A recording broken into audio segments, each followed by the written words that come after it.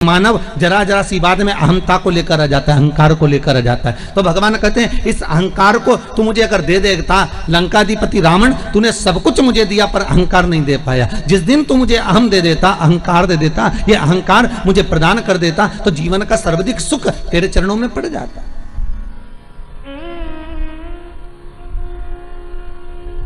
एक राजा हुए जिनका नाम था छविकृति। क्या नाम था उनका? छविकृति। जम के बोलिए, क्या नाम था? छविकृति। बड़े शिव के भगत थे, पर इनकी कथा में एक चीज बड़ी विचित्र मिलती है महाराज राजा छविकृति की, कि जब शंकर भगवान का ये भगत है, शिव के जो उपासक है, और यदि ये भगवान शंकर के उपासक हैं, शिव की भक्ति को धारण करते हैं, शंकर की आराधना करते हैं, शंकर का स्मरण करते हैं, तो फिर ये सोचने वाली बात है कि इनको मारने वाला शनि महाराज था। राजा छविकृति के ऊपर शनि की 7.5 लगी और राजा छविकृति मर गया। अब कितनी विचित्र बात है, जरा ध्यान दीजिएगा महाराज इस कथा में।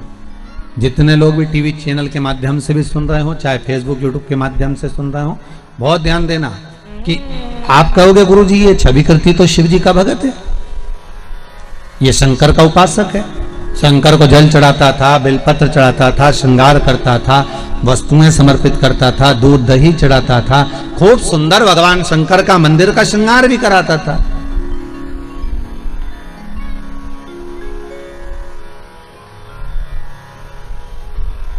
खूब सुंदर श्रृंगार।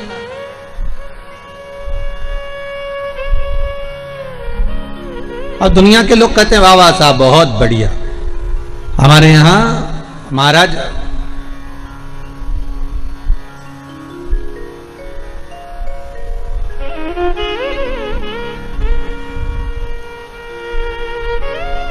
जब कहीं पर ठाकुर जी का बंगला होता है, जब कहीं पर ठाकुर जी का श्रृंगार होता है, जब कहीं पर भगवान शिव जी का कोई सुंदर उत्सव होता है, तो मंदिर को सजाया जाता है। आप यहाँ भी सजाते होंगे, सुंदर उत्सवों में, सुंदर फंक्शनों में मंदिर को बड़ा सुंदर शंकर जी का श्रृंगार करते। शिवरात्रि है, सावन का महीना है, या सावन के झूले हैं, या फूल बंगला है, या ठाकुर जी का कोई रास उत्सव। तो जब वो व्यक्ति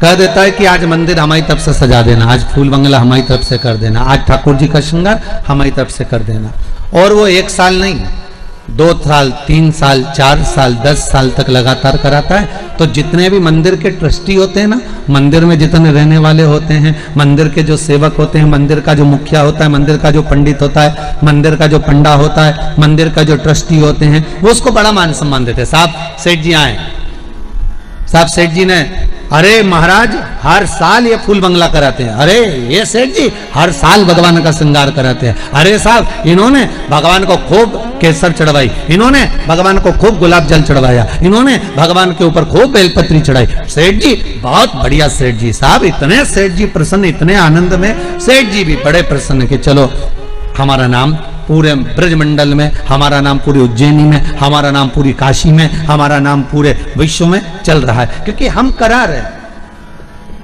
इस कथा को बहुत ध्यान से सुनना, शायद हमारे साथ भी ये गलती होती हो तो हम उस गलती को सुधार लें।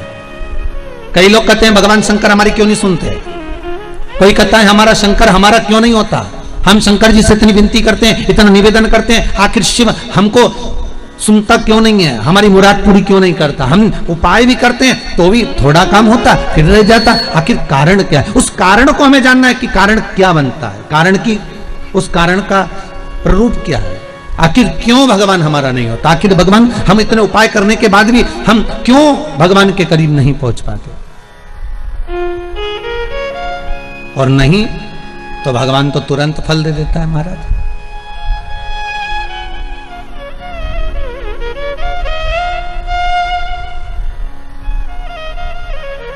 एक माता जी ने पत्र लिखा है किसी ने, उन्होंने लिखा है कि हम सीहोर रुद्राक्ष उत्सव में आने वाले थे पर हमारा रजिस्ट्रेशन नहीं हुआ था। बैठी होंगी यहाँ पर। कौन ने लिखा था? जरा हाथ उठाओ, बस हाथ उठा दो, उतने में चल जाएगा। आपने लिखा था? अच्छा। हमारा रजिस्ट्रेशन नहीं हुआ था तो हमने भगवान शंकर से निवेदन करा, भोलेनाथ जी हमको वहां नहीं बुलाया तो क्या हुआ, कभी योग लगे तो एक बार पंडाल में बैठकर कथा सुनना है शिव महापुराण की, और गुरुजी बाँचे और हम श्रवण कर लें, ऐसी कृपा कर दें। तो उन्होंने लिखा है भोलेनाथ जी ने वहां नहीं बुलाया तो क्या हुआ, पर हमारी भक्ति में इतना भाव था, शंकर की ऐसी कृपा हो गई कि शंकर की पुराणी हमारे नजदीक में हो गई, कथा यहाँ बच गई। ये शिव ही कर सकता है। आपका विश्वास, आपकी दृढ़ता, आपका भरोसा शंकर के करीब में लेकर जाने वाला है आपको।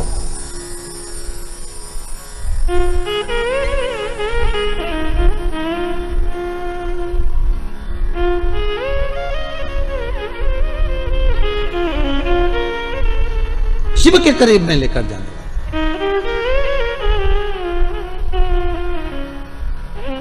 महाराज।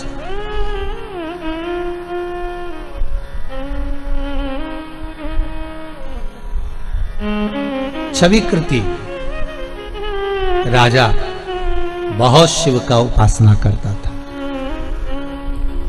मंदिर वालों से कह देते थे सुनो आज पूरे मंदिर का श्रृंगार अच्छे से करना है। जी महाराज ठीक है। आज मंदिर में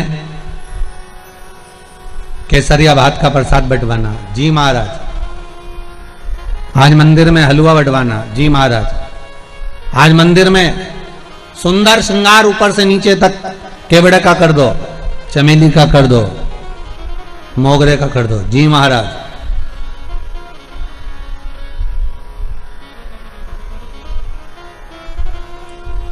चारों तरफ हर जगह पर छविकृति की बात। क्या भगत है साहब, शंकर जी का ऐसा भगत मैंने कहीं नहीं देखा साहब। क्या भगत है।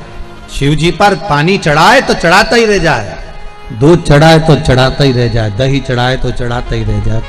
कुंटलों से दूध भगवान शिव पर, कुंटलों से दही भगवान शिव पर, कुंटलों से शहद भगवान शिव पर। इतना अभिषेक, इतना पूजन, इतनी अर्चना, इतना बेलपत्र चढ़ाता है। छविकृति के बराबर कोई सेवा नहीं करता होगा। पूरे नगर में लोग छविकृति का नाम स्मरण करने लगे। वाह वाह वाह वाह, बहुत बढ़िया, बहुत सारा।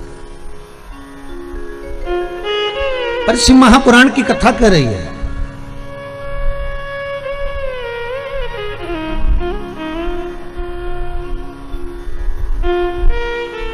महाकाल दर्शन एक किताब का नाम है।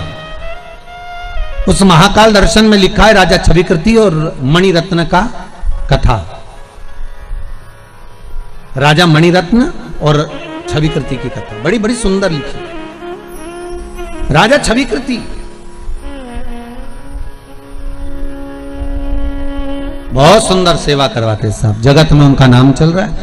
पर आश्चर्य की बात यह पड़ गई कि शंकर के उपासक छविकृति, शिव की आराधना करने वाले छविकृति राजा, और मरे तो कैसे मरे, प्राण छूटे तो कैसे छूटे, तो कहा इनको शनि ने मार दिया।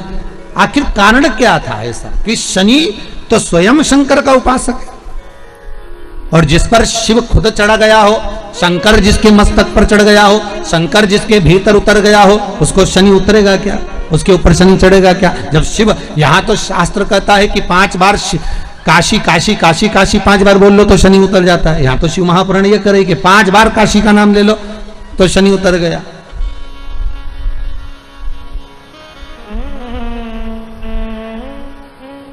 अरे भाई, शिव महापुराण की कथा तो यहां तक कहती है कि कोई काशी से अगर आ रहा है, काशी नगरी से अगर कोई आ रहा है और काशी नगरी से चलकर आ रहा है और उसके भी तन की रज, उसके भी तन की रज मिल गई तो ही समझ लो कि शंभु का दर्शन हो गया, शिव का दर्शन हो गया। मात्र काशी का स्मरण करने पर इतना सुख का अनुभव हो जाता है, इतना आनंद हो जाता है। वो तो अभी कोरोना महामारी चल रही है, इसलिए काशी से आने वालों से भी थोड़ा सा ध्यान रखना पड़ता है, ठीक है। काशी से ही क्या मतलब है, कोई कहीं से भी आए, हमारा भी नियम है। हम आप लोगों, कई लोग दूर दूर से आए तो आप लोग सोचते होंगे कि बघेल परिवार नहीं मिलवा रहा, या हमारा नियम है, हम प्रतिदिन सुबह 9 से 10 जहाँ कथा होती है वहाँ मिलते हैं, मना नहीं है। पर जब तक कोरोना महामारी चलेगी तब तक किसी से भी नहीं मिलेंगे। ये बाबा शंभू से हमने क्षमा मांगकर प्रार्थना करी कि हम किसी से नहीं मिल सकते।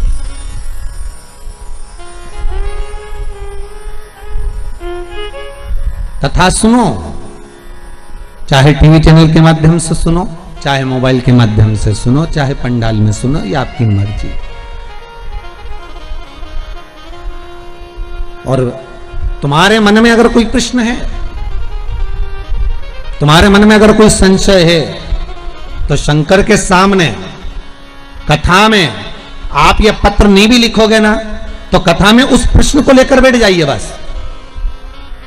और ये पक्का है, अगर आपने दिल से प्रश्न किया है, भले आपने लिखकर नहीं भेजा, पर आपने दिल से अगर कोई प्रश्न किया है, तो 3 घंटे की कथा में आपके प्रश्न का उत्तर आपको उस कथा से प्राप्त हो जाएगा, ये भी पक्का है।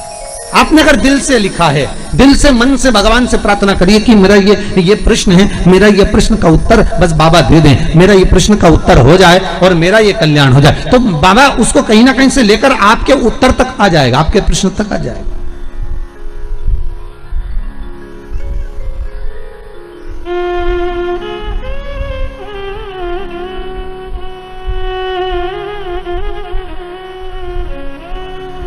मात्र चरण की रज, काशी कह देना एक अलग विषय है। काशी काशी 5 बार बोल देना, भगवान शंभू का शनि प्रभाव ही कम हो जाता है, शनि ही कम।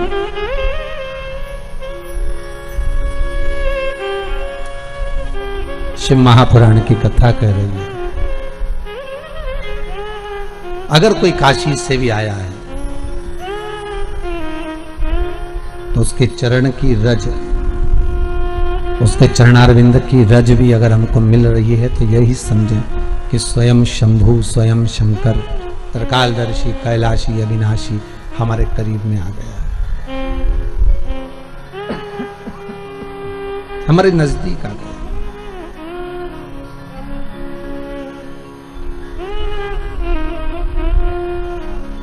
शिव हमारे पास में।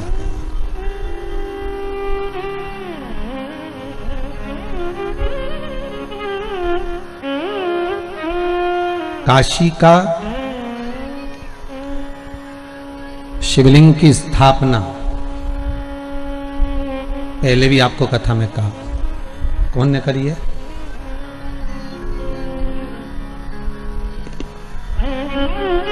जल्दी बोलो। काशी के शिवलिंग की स्थापना किसने करी? स्वयं शनि महाराज ने। कौन ने करी है? अब तो बोल दो। शनि महाराज। कब करी? जब अपनी माता को लात मारी शनि महाराज ने और उनका पांव टेढ़ा हो गया, विकलांग हो गया, और वो पांव जब काम नहीं कर रहा था तब शनि महाराज रोते बिलखते देवऋषि नारद के पास गए। दिल में अगर दुख हो, मन में अगर कष्ट हो और लगे कि आज दिल बड़ा दुखी है, तो किसी सदगुरु की शरण में जाकर बैठ जाओ। और अगर गुरु की शरण में भी जाकर नहीं बैठ सकते, तो जिस गुरु के मुख से आपने नित्य भगवान का स्मरण करा है,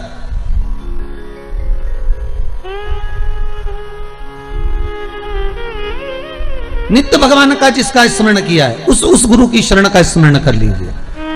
देखिए, जो बच्चे लोग होते हैं ना, गंगा के घाट के बड़े चतुर होते हैं। एक रस्सी में चुंबक को बांधते हैं, नदी में फेंकते हैं, और गंगा के घाट में से जितनी चिल्लर होती है ना, खुला पैसा, उनको चिपका चिपका कर ले आते हैं। पर जो पैसा बहुत देर तक चुंबक से चिपका रहता है, वो पैसे में भी ऐसी चुंबक हो जाता है कि वो पैसा भी दूसरे पैसे को चिपका कर ले आता है।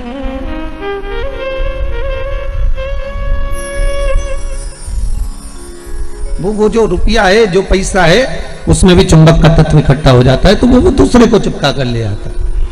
उसी तरह कोई सदगुरु, कोई संत, कोई साधक, कोई उपासक, कोई भगवान का भक्ति का स्मरण करने वाला, कोई भजन करने वाला, कोई कीर्तन करने वाला, कोई मंत्र जाप करने वाला, कोई नाम जाप करने वाला, कोई गुरु जिसने आपको भगवान के पावन चरणारविंद की ओर ले जाकर छोड़ा हो, उस गुरु का भी अगर आप एकांत में बैठकर स्मरण कर रहे हो तो यही जाने कि शंकर की कुछ कृपा हुई है, कुछ दया हुई है।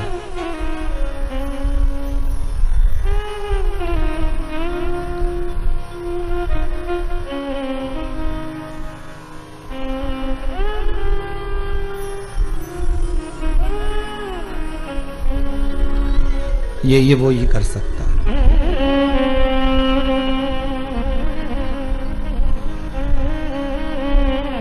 और उसके सिवाय दुनिया में कोई नहीं कर सकता।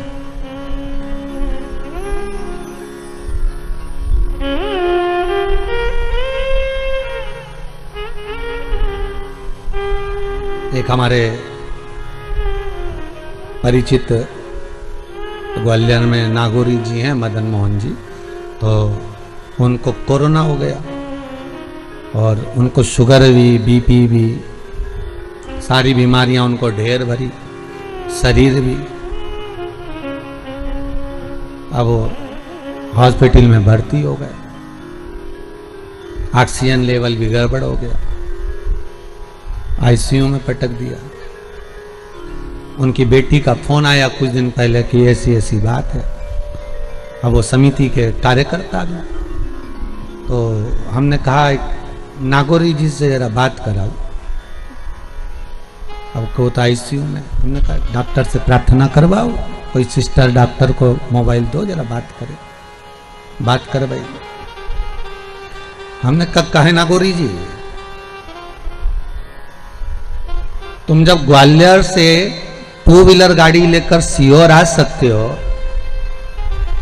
तो मौत के मुंह से निकलकर वापस सीहोर नहीं आ सकते थे। विश्वास रखना, भरोसा दृढ़ रखना और शंकर का श्री शिवाय नमस्तुभ्यम का जाप करते रहना। बाकी का वो जाने, उसका काम जाने। आप मानेंगे नहीं, इतनी बीमारी होने के बाद भी कोरोना इतना लगभग 50% चढ़ने के बाद भी बाबा ने ऐसी कृपा कर दी कि लौट कर वापिस घर आ गए। ये करुणा होती है। जहां दुनिया हार जाए वहां एक डॉक्टर और बैठा हुआ है। बस अहंकार के पद से थोड़ा सा हटना पड़ेगा, अहंता से थोड़ा नीचे जाना पड़ेगा। अरे लंकाधिपति रावण को मारने के लिए कितना प्रयास कर लिया भगवान राम ने।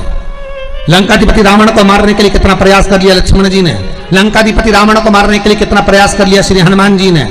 भगवान राम बाणों पर बाण चलाते रहे पर रावण के प्राण नहीं छूटते थे। तब राम जी महाराज ने उस समय पर श्री हनुमान जी से पूछा, हनुमान तू शंकर का अवतार है, मैंने तुझे इसलिए रखा मेरे साथ में कि शिव मेरे साथ में रहना चाहिए, तू बता कि रावण कैसे मरेगा।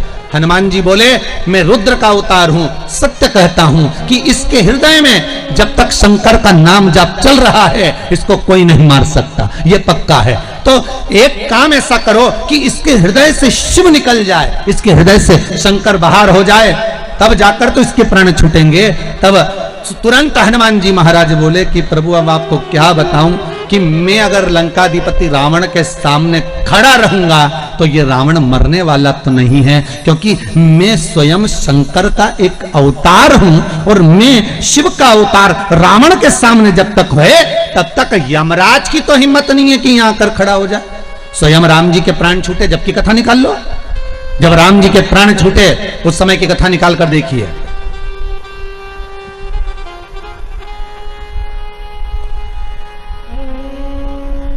दुर्वासा बाबा ने आकर कह दिया, तुम्हारे ये तारीख, ये तिथि, ये पल आखिरी है, तुम्हें प्राण छोड़कर वापिस परम धाम आना है राम।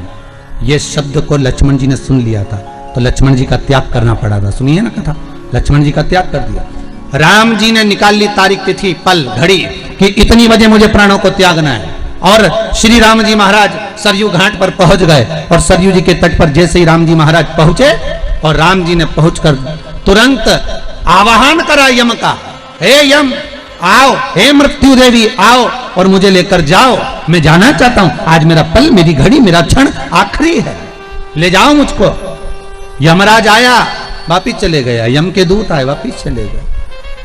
राम जी देखकर आए, नीचे तो आओ, ऊपर से नीचे आओ तब तो मुझे लेकर जाओ, राम जी कह रहे हैं। यमराज ऊपर से हाथ जोड़कर इशारा कर रहा है, पहले इसको हटाओ, किसको? अरे जम के तो बोलो, हनुमान को। जब तक ये शंकर पास में होगा तो प्राण छूटेंगे क्या? क्योंकि वचन लिया है यमराज ने, ये वचन, यमराज की पुत्री मृत्यु देवी जब मरी थी, शंकर भगवान ने जब प्राणों को राजा श्वेत के सामने हरा था, जब राजा श्वेत के सामने मृत्यु देवी को भी मार दिया था, मौत को भी समाप्त कर दिया था, जब राजा श्वेत के सामने यमराज को भी मार दिया था, उस समय पर सूर्य नारायण भगवान रोते हुए आए और सूर्य देवता ने आकर कहा, मेरा बेटा धर्म का कार्य कर रहा था, राजनीतिक कार्य कर रहा था, जो एक देवता को सौंपा गया कर्म है वो कर्म कर रहा था, फिर मेरे बेटे को क्यों मारा? शंकर भगवान ने कहा, इसने मेरे मंदिर में प्रवेश क्यों करा? ये मेरे मंदिर में आकर राजा श्वेत को मार रहा था, मैंने इसको मार दिया। तो उसके अंतिम क्षण थे, उसके अंतिम श्वास थी, उसका अंतिम पल था। शंकर भगवान बोले, भले अंतिम पल था, भले अंतिम श्वास थी, भले अंतिम क्षण था, पहले मुझसे तो पूछना था।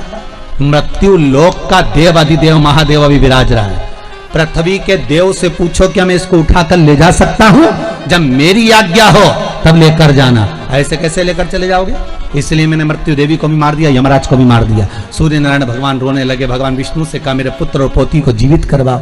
शंकर भगवान ने कहा, शर्त एक रहेगी, जीवित तो मैं कर दूंगा, शर्त इतनी सी है, अगर कोई मेरा भजन कर रहा होगा, जहां शंकर खड़ा होगा, शंकर का स्मरण खड़ा होगा, जहां शिव नाम का जाप हो रहा होगा, वहां ना तो यमराज आएगा ना यमराज की बेटी मृत्यु देवी आएगी। अगर ये वचन दे तो मैं जिंदा कर दूं। सूर्य नारायण भगवान ने कहा, मैं वचन देता हूं, आपका जहां नाम होगा वहां दोनों नहीं आएंगे। तो वचन दे दिया। तो जब वचन दे दिया तो हनुमान जी शंकर का अवतार, और ऊपर से यमराज कह रहे इनको हटाओ। तो राम जी समझ गए कि हनुमान ने कहा था रावण को मारते समय कि मैं पास में होऊंगा तो रावण नहीं मरेगा, मतलब मेरे साथ भी यही है, अगर शंकर साथ में है तो राम के प्राण नहीं छूटने वाले। तो राम जी से निवेदन यमराज कर रहे हैं, धर्मराज कर रहे हैं, आप कृपा करो और अपने प्राण त्यागने के लिए कुछ कृपा करिए, मैं मृत्यु देवी को भेज दूंगा, पर पहले इस शंकर को हटा दीजिए। और राम जी ने अपने हाथ की मुद्रिका उतारी, सरयू जी के जल में फेंक दी और हनुमान से कहा, हनुमान अरे मेरी मुद्रिका गिर गई, जल्दी जा लेकर आ। और हनुमान मुद्रिका लेने के लिए जैसे ही पानी में कूदे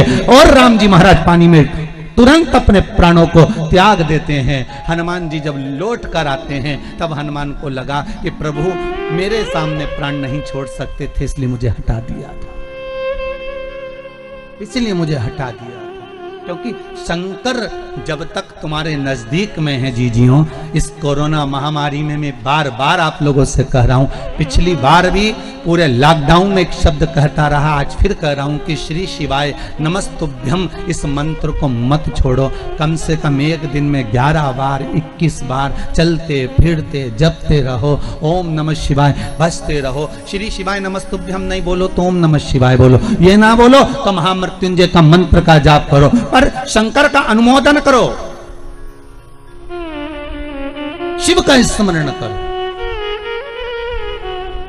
वो कालों का काल है, वो महाकाल है, वो तुमको गिरने नहीं देगा, ये पक्का गिरने नहीं देगा। ये फालतू के दुनिया के लोग मैसेज करते फिरते हैं कि इतने मर गए इतने जी गए, इसकी अपेक्षा मैसेज करो श्री शिवाय नमस्तुभ्यम जपो रे भाया, जपते रहो, कुछ नहीं तो 11 बार तो जपो, दिल से पुकारो उस शंकर को, वो तुम्हारे सामने होगा, साहब तुम्हारे सम्मुख में हो, तुम्हारे साथ।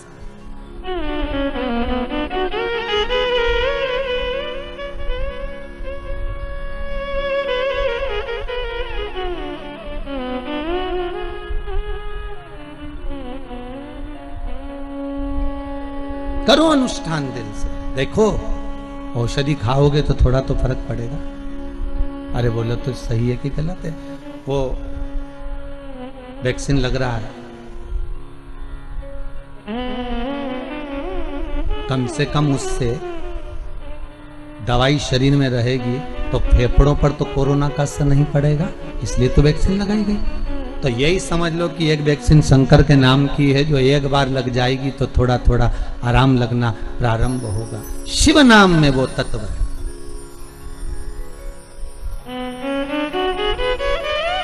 मुद्रिका जब सरयू जी में गई तब राम जी महाराज ने अपने प्राणों को त्यागा है। अगर शंकर पास में होते तो प्राण नहीं छोड़ पाते।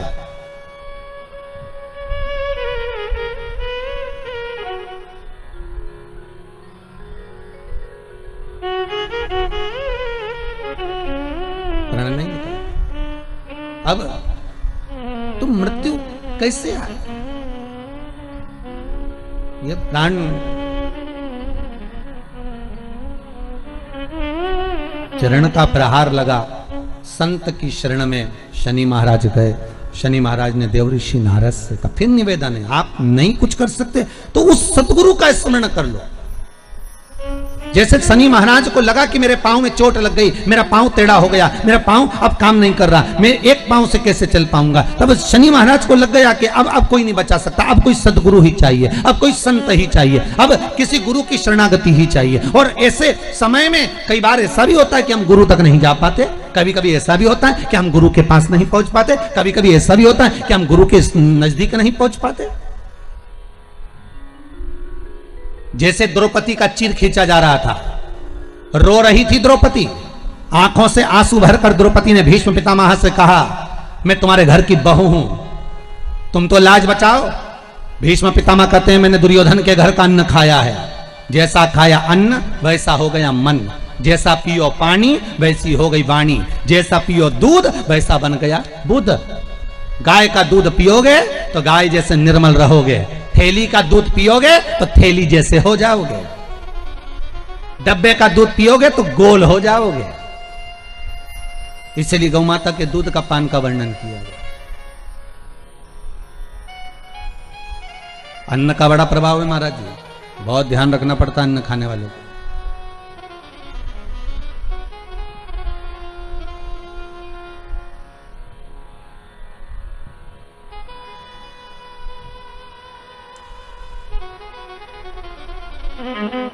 किसी गुरु के लिए, किसी संत के लिए, किसी भगवंत के लिए, किसी भगवान के लिए अगर आप भोजन बना रहे हो ना, तो उसको अगर दिल से बनाओगे और कोई चीज दिल से लेके आओगे ना, तो भगवान उसको स्वीकार कर लेता है, भगवान उसको अंगीकार कर लेता है।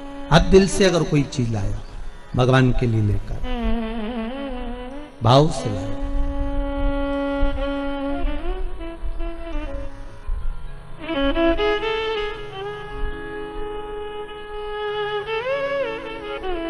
अब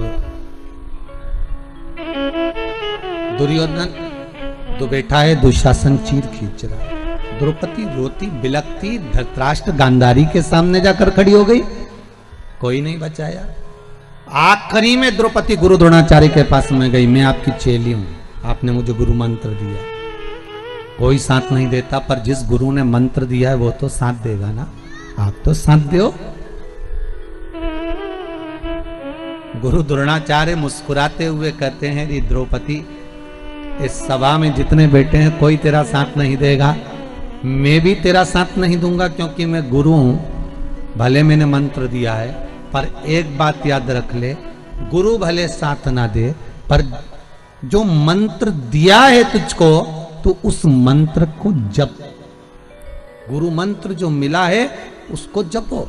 हम आपसे फिर कहें, तुम्हें शिव पुराण याद रहे ना रहे, आप शंकर की कथा, कई लोग ये भी पूछते हैं कि गुरुजी हम शिव पुराण सुनेंगे, और आप कहते हो कि शिव पुराण सुनना चाहिए, तो जब हमारे प्राण छूटेंगे तो जब तक तो शिव पुराण हम भूल ही जाएंगे, तो फिर प्राण छूटेंगे जब तक तो शिव पुराण शरीर में रहेगी ही नहीं, फिर मतलब क्या पुराण सुनने से? और आखिरी में कौन पुराण सुनाएगा? फिर तो गरुड़ पुराण सुनाएंगे,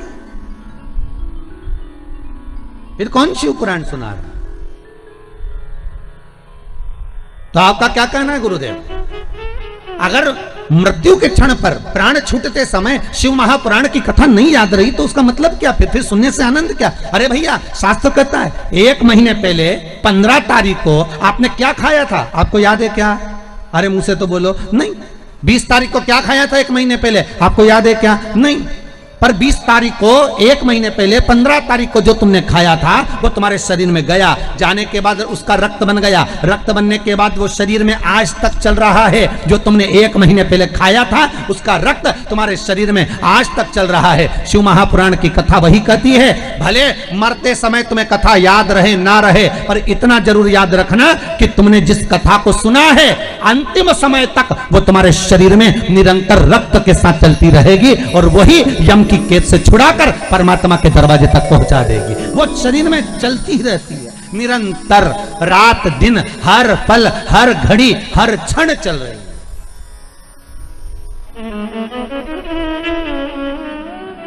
वो छूटती नहीं है।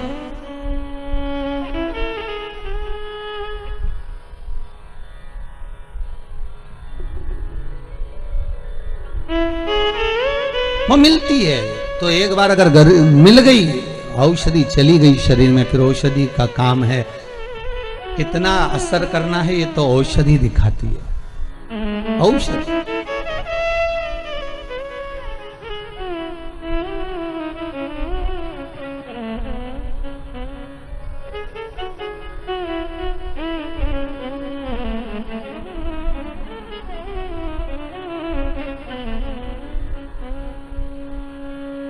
आप तो दिल से पुकारते रहो, आना नहीं आना ये उसका काम। उससे निवेदन करते रहो, ये फिर उसकी मर्जी।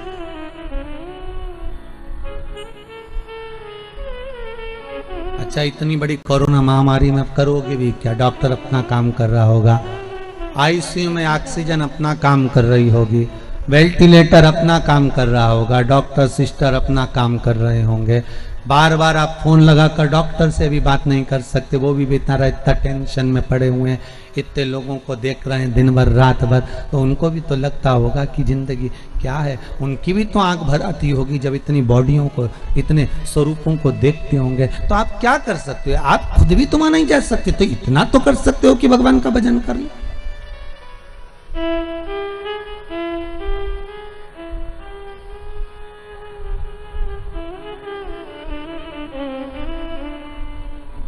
इतना तो नहीं बात सकते। और कुछ नहीं तो वो रुद्राक्ष महोत्सव का वो एक लाइन याद करी हुई ध्यान में आप बोल सकते, अंत समय प्रभु आना पड़ेगा, अंत समय प्रभु, बोलो तो, अंत समय प्रभु आना पड़ेगा, अंत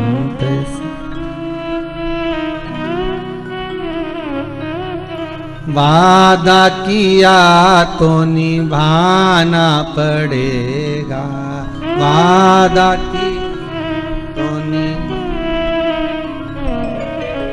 आए ना आए प्रभु कुटुंब कबीला, आए ना आए प्रभु कुटुंब कबीला, अंत समय प्रभु आना पड़ेगा, अंत समय प्रभु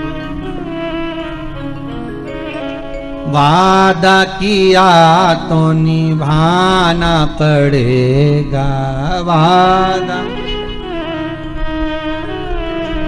बस भगवान वही क्षण आप कथा सुनो, श्रवण करो, वो याद रहे ना रहे, भले आप भूल गए, पर वो है शरीर के अंदर, जिससे खाया हुआ शरीर में रक्त बनकर चल रहा है। शिव महापुराण हर पल, हर घड़ी, हर क्षण चल रही है,